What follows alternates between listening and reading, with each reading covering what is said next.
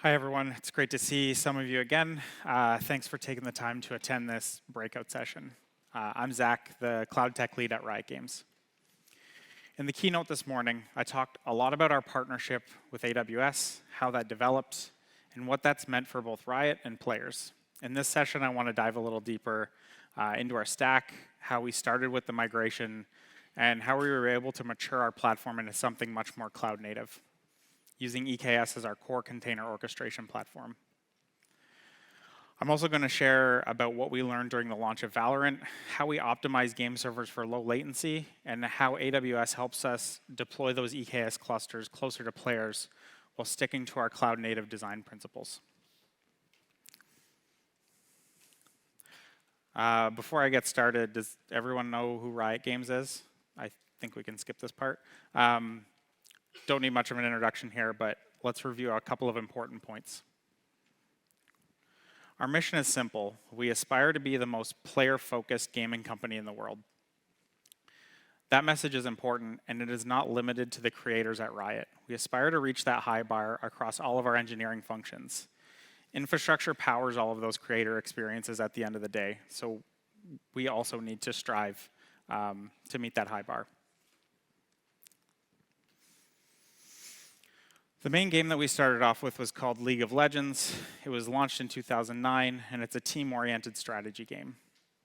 You're one player playing with 4 others against a team of 5, and you choose one of over 140 playable characters called champions.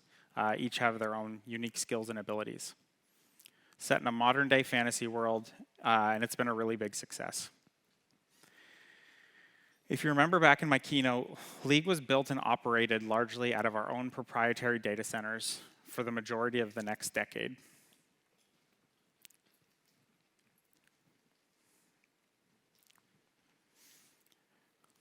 But Riot Games isn't only the League of Legends company anymore.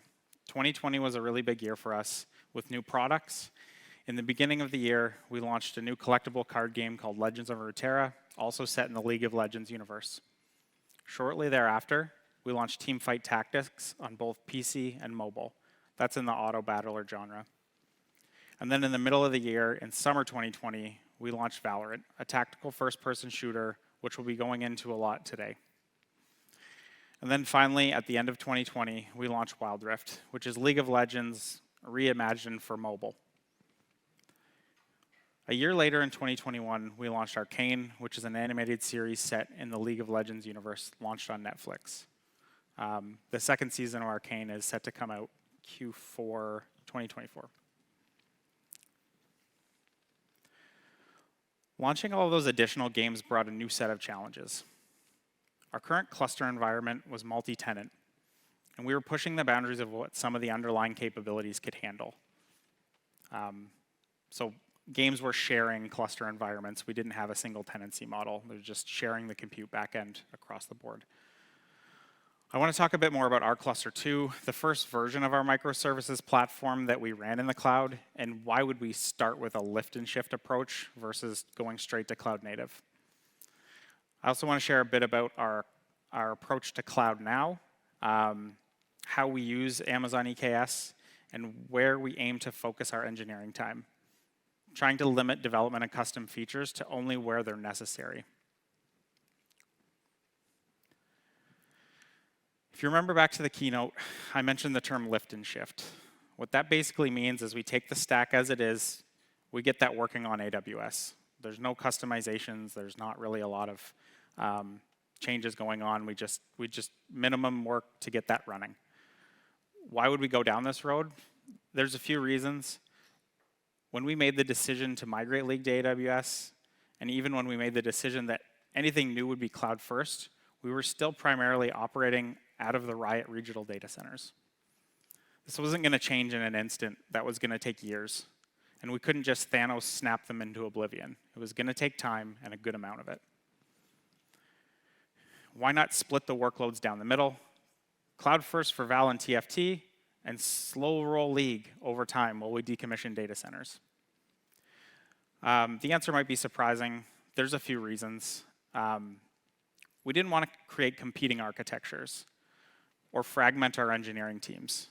So you can imagine with that approach, you'd have two very different engineering teams with two different goals. That's not very efficient. We want our engineers to be focused on the same vision over time. Consistency was key in this case, and our deployment abstraction layers really came in clutch to help us migrate from the old microservices platform to EKS. A little bit about our cluster 2. What did this look like? What does the stack look like? I'm going to go over some of the details. At that time, we selected enterprise DCOS, so Mesos and Marathon, as our workload orchestration platform. Kubernetes was an available option, and when we look back, it does seem kind of silly that we went down that path, but that's the decision we made at the time. And you have to keep in mind that we were still primarily based out of the data centers when this platform was born. And DCOS, after all, is known as the data center operating system. We use Juniper and Contrail for software-defined networking. So that's like the network overlays that would create all the virtual networks underneath, handles all the subnetting. What that did was allow us to keep the network layer relatively consistent between our Metal and AWS when we decided to move our DCOS deployment into AWS. Apache Mesos announced end of life for the whole project in 2021. So that was sort of the first step to knowing that we needed a new solution. The timing wasn't necessarily a bad thing. It created a bit of pressure to meet certain dates because of the end of life support and not being able to get support from our enterprise partners anymore. But if you recall from my keynote, this lines up with the time we were deciding to migrate out of the data centers. So now we'd be able to take those old R cluster environments and migrate them to the new EKS instead of having to migrate to the old container platform and then upgrade it later. This also gave us the opportunity to create a new platform. And as we migrated out of the production data centers, we could get those services and game servers running on our next-gen cloud-native platform, which is a super original name, R Cluster 3. We also had an opportunity to reflect on the major issues we had in R Cluster 2. Huge multi-tenant clusters created a larger blast radius for outages in a region. So you think like a DDoS attack coming in would affect every game and service running on that cluster. We didn't have smaller contained versions of that. We had some reliability issues with the software-defined networking stack. As we onboarded more games, we were really starting to push the limits of what Contrail could handle, and that did cause some incidents and outages. But this did offer another opportunity. We could learn from the past, and those problems could define the new requirements.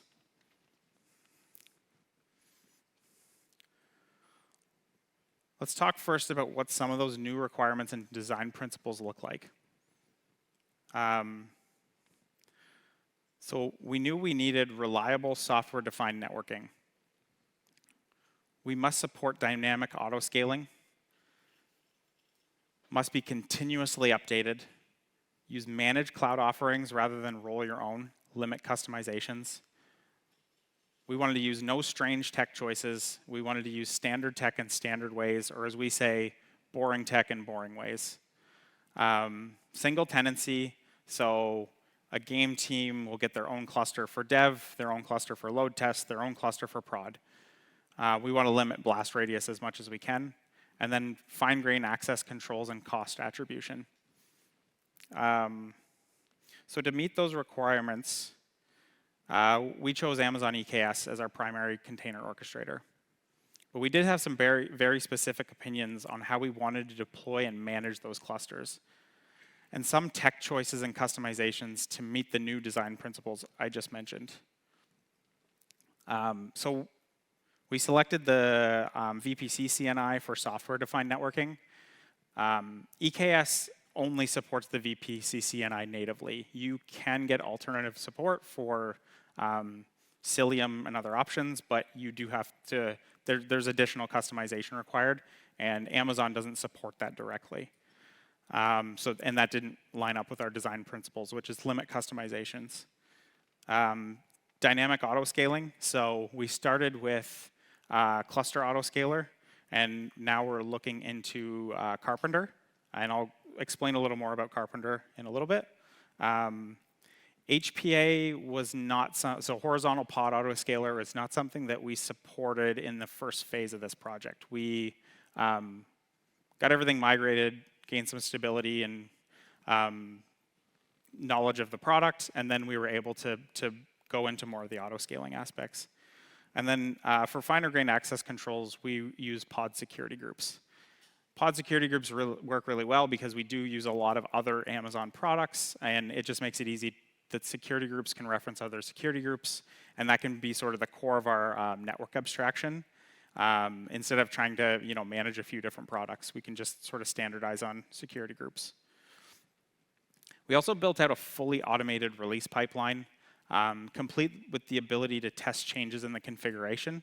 So whether that we're changing a piece of the network automation or testing the latest EKS version, everything is fully tested and automated through this release pipeline. So, and there's many stages to that. It's very complex. But it has, that approach has really limited us pushing anything out to production that could impact the workloads running on top of it.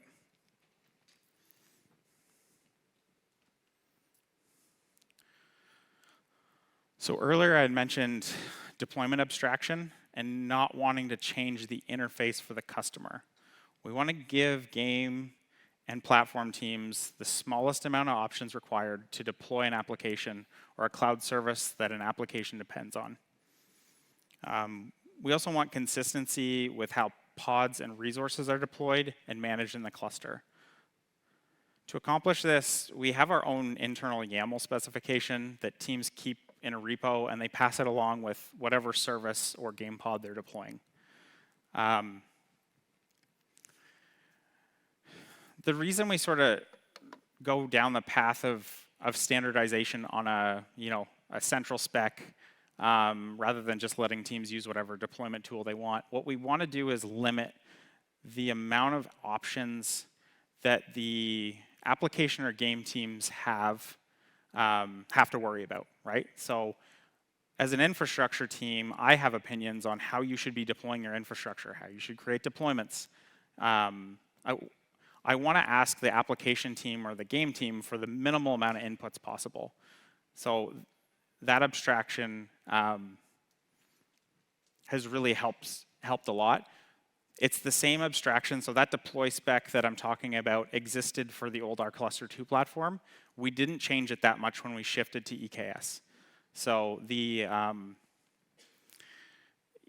teams were actually we were able to change the underlying platform, and they didn't really notice. They just had to do a redeploy because their spec was pretty much the same. We stayed, the abstractions that we built allowed us to change to something that's completely cloud native, and honestly, there was teams that didn't even notice.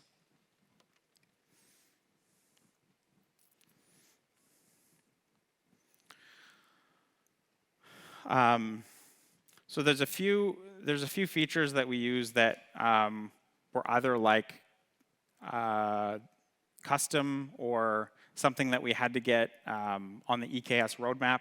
So we have a weekly sync with the solutions architect and our technical account managers, and we review all of our feature asks for EKS. And we've been doing that for almost 2 years now at this point.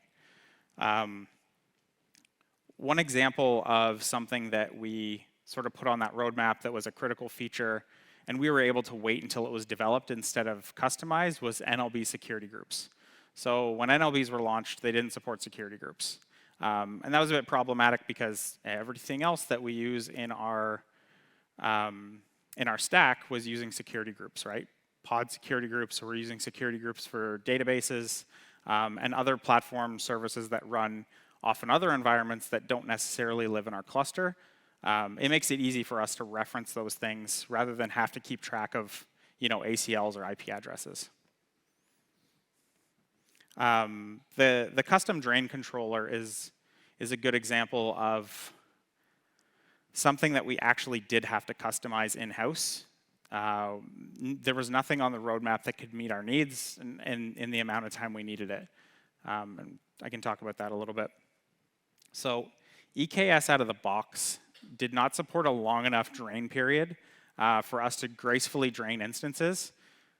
When you're talking about game servers, those sessions could be alive for 4 to 8 hours in the worst situation. And we want to make sure a game server has no more active sessions before we take it out of the load or do anything like that. Otherwise, people will be losing their session halfway through. So live games must complete before nodes are drained during an upgrade. That can take up to 48 hours. And there's a custom lambda that sort of intercepts and extends the node drain until all sessions are complete. So it's just, it intercepts that API call. It goes and polls the server. Are you empty yet? And then, repeat and reboot until it gets to 0. Like I said, we couldn't. This is something that Amazon has fixed in Carpenter, which is something I can talk a little more about in a minute. But there was nothing at the time, so we actually had to go off and build this on our own.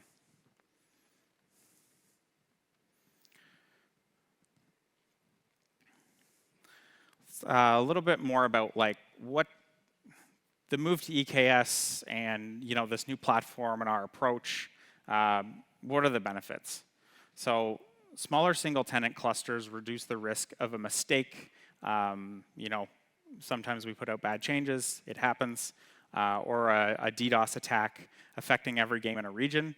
Everything is more contained into these smaller clusters. That also helps with cost attribution. So there's always a little bit of shared cost in your platform, control plane, networking, that sort of thing. This allows us to be a little more accurate with who, what business unit, what cost belongs to. We can use the right compute type for the right workload. So some things perform better on compute optimized or Intel-based C6i. Some might be better for general purpose or memory optimized. Now we're able to match each pod with the optimal compute type. Our old platform ran on one type of instance and one instance size. We couldn't mix and match. It wasn't very efficient that way. So there was really no bin packing or optimization of the compute resources. It was just sort of make sure there's enough nodes in the pool, and that was it. So now we can continue to evolve that bin packing. And if you don't, bin packing is sort of like Kubernetes playing a Tetris game. It's trying to put all of the workloads in the least amount of compute as possible, right? So each pod wants a certain compute type. It's going to match that using the cluster autoscaler. And we're trying to make sure that there's only enough EC2 to support what's running. That's really impossible, but we're trying to, you want to get that as close as possible. Horizontal pod autoscaling has also brought us kind of a new level of efficiency. So we always were using cluster autoscaler on the back end to make sure that instances were auto-healed, or we always had enough compute for that cluster. Horizontal pod autoscaler actually scales out the number of pods in that workload. So now we can scale up and down based on demand. And currently it's more on it's simple metrics. We're not quite to the place where we're doing custom metrics. So what are we working on now in terms of additional capabilities? So HPA, I just talked about that a little more. But basically with horizontal pod autoscaling, we want that to be enabled by default out of the box. So when teams are deploying a new service, HPA will be turned on by default. We don't have to go back and fix anything. So we've sort of made that and set that expectation for new services that you have to know how your service scales optimally. That way, we don't have to go back and try to fix that later. It's going to take us a while to go through the thousands of microservices at this point and make sure that everything scales properly. Not every microservice needs auto-scaling, so there's going to be a lot of exceptions, but it's just something that we would like to get as many services on HPA as possible. So Carpenter is something that we've done a proof of concept on, and it works really well. So what Carpenter does is it has its own bin packing algorithm that works quite well out of the box. We don't really need to do any custom logic in terms of like matching compute. It kind of does that for us. And Carpenter also removes the need for that custom drain controller because it does support those longer graceful draining times out of the box. As more compute types become available, like C7i and Graviton, we continue to work closely with teams to ensure they are running on optimal compute types for performance and efficiency. Yeah, Graviton's a tricky one, but we're trying to get more workloads on that if possible. I'm going to give a little more background on Carpenter. It's a flexible, high-performance Kubernetes cluster autoscaler that helps improve application availability and cluster efficiency. Carpenter launches right-sized compute resources in response to changing application load in under a minute. So it scales the back end of the cluster much faster, too, than the initial cluster autoscaler. Through integrating Kubernetes with AWS, Carpenter can provision just-in-time compute resources that precisely meet the requirements of your workload. So that sort of talks to like the bin packing. So Carpenter is always trying to ensure that there's just the right amount of compute nodes for the resources that are being scheduled. One of the issues there is that, platform teams are allowed to, in that deploy spec, they provide the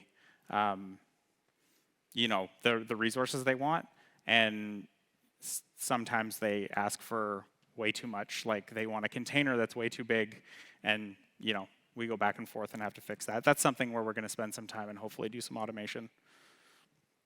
But that's really where sort of the RC3 stack is now. So kind of a highly available single tenant, all cloud native in on Amazon with auto scaling at its core.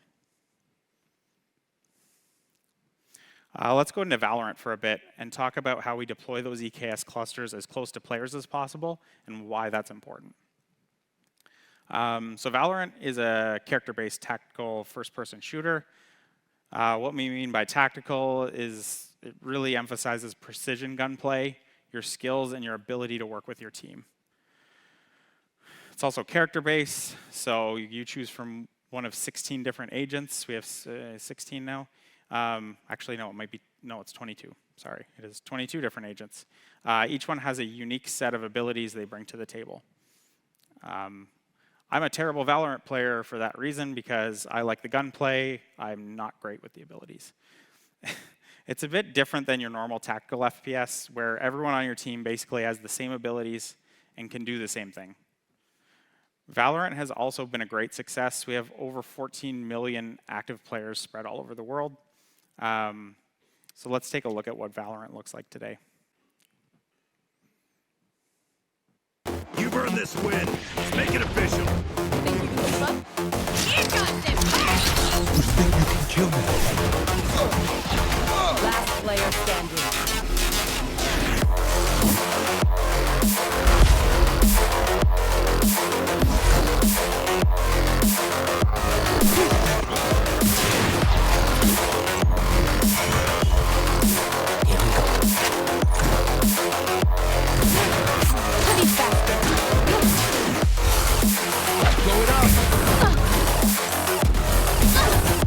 They're hot!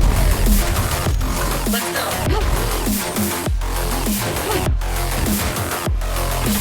Over here.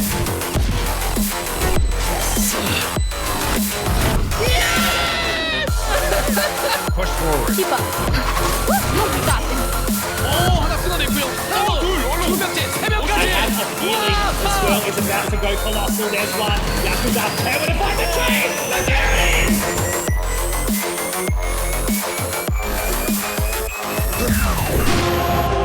Don't worry, guys. I got this.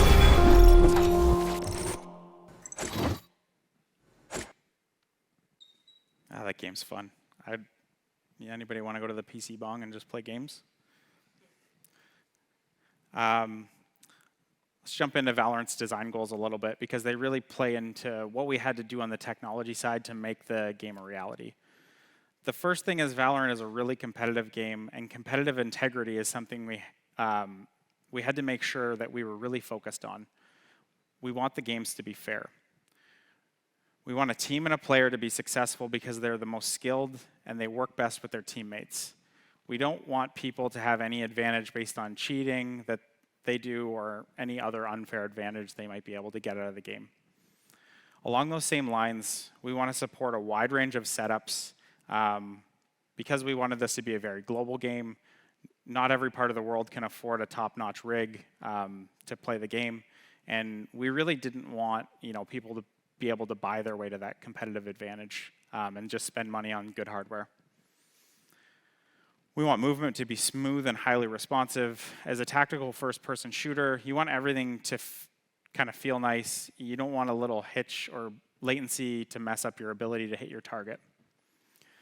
And then we want gunplay to just feel rewarding. We want to really make sure that ultimately you win and lose based on how precise you can be at hitting other characters. The last key design goal is we wanted to give players holding territory an advantage. We want the team defending, trying to keep the other team away, to have a bit of a slight advantage so that when they're sitting there waiting for the other team to approach, they can make that attempt to get the first shot off. And that's actually really tricky to do in these types of games where the laws of physics and latency can make that difficult.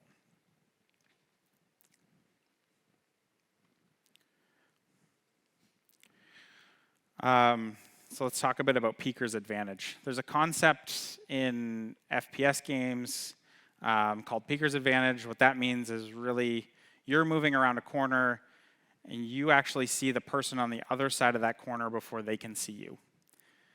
You can see that the player on the left is moving around the corner and can actually see the player, but there's a few frames of lag for the player waiting or holding territory. And I'm going to try to explain a little bit about why that's the case. In a client-server game like Valorant, the client is moving, and then it needs to send out those movement packets from the client to the game server. The game server needs to process those packets and then send them along to the other players. When the peeker moves around the corner, they can actually see the holder before the movement packet gets all the way to the game server. And then the game server to the holder. And it sort of creates that peeker's advantage. What you can see here is that the peeker does their movement, sends their packet to the server. The server is processing it, sends it over to the holder processes it, and then the dotted lines represent the peeker's and the holder's reaction time. I know it's a lot. This is actually a key piece of where we can combat the peeker's advantage, if we can put enough technology and design into this. So because of the psychological human element of this, the holder's reaction time is usually, in all things being equal, faster than the peeker's reaction time, because they're expecting somebody to come around and the person moving might not be. Their brain can register that they need to shoot before the peekers can because the peeker is actively moving, and we actually have pieces in the game that make it difficult to aim while you're moving. And so the peeker has to stop and then shoot. This gives us some wiggle room where if the time for the peeker to send their packet to the server to process it and then send it along to the holder is lower than the difference between the holder's reaction time and the peeker's reaction time, then we can actually give the holder that advantage.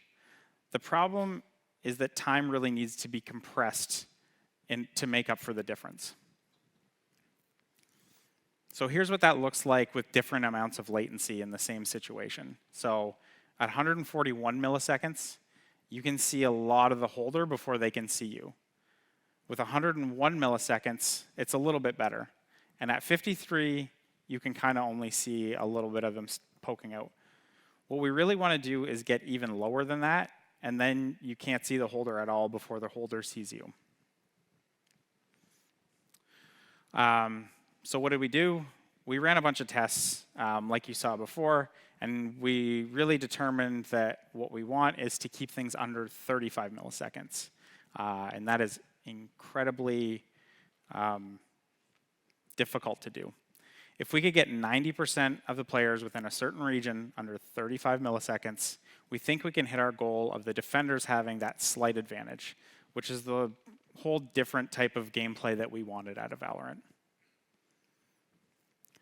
Obviously, one of the best ways to reduce latency for players is to be as physically close to them as possible. The closer you can have game servers to the players, the less distance those movement packets need to travel, and that always helps. So we really needed to evaluate and combine a lot of different strategies. And at this point, we were making the decision to do our global data center decom, and we're actively getting out of those regions. So that could make things a little more tricky.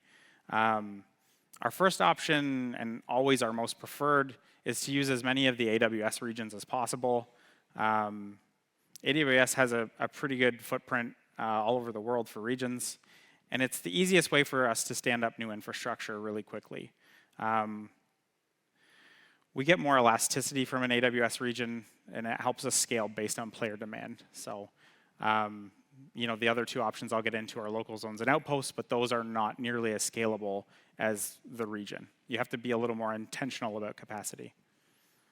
So option 2 is AWS local zones, and that's an infrastructure deployment that places compute, storage, database, and other select AWS services close to large population and industry centers. So this is sort of like a managed edge for low latency applications. So it's designed exactly for this purpose. We could get closer to players in those large cities.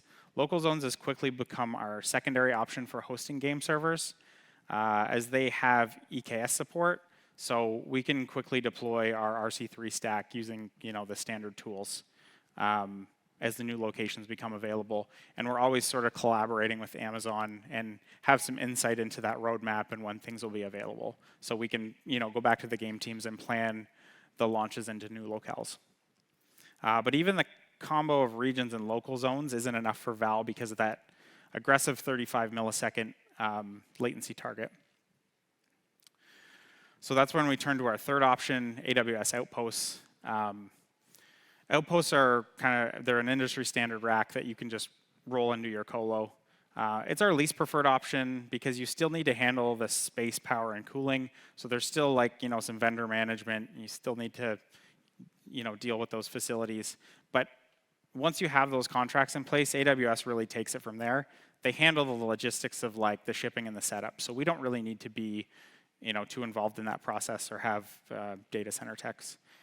It still looks and feels mostly like an AWS region or local zone. So you interact with the same APIs, like you're in the console or API. It's very similar. So that really stays aligned with our vision of keeping things standard. We can deploy our EKS stack and using the same tools like Terraform and Pulumi that we use all the time. So now we use all three of these options to get game servers closer to players. And Val has the most aggressive latency SLA, but it also gives us a lot of flexibility to support all of our games. And this is a much more standardized approach than we were able to achieve in the past. So, the colo stack that we were, even the standardized version of the Riot data center and what we ran in AWS, even when we had those abstractions and that platform that could run in both locations, they were still much different. There's not a lot of automated API-driven configuration we could do. Those tools simply didn't exist, at least not to the extent we needed them to. So this model really fits in well with our sort of those cloud native principles that I talked about earlier, which is So you want to limit those diverging architectures, keep things in a standard way. That way we can keep engineering teams like very efficient and focused on things like performance and stability, and not how do I manage this group of servers and how do I automate that versus how do I automate the AWS APIs. So hopefully that gives you a little bit of insight into where we are today, some of the benefits we've had through standardizing on AWS and what that migration has looked like. So hopefully that's been helpful. Thank you so much.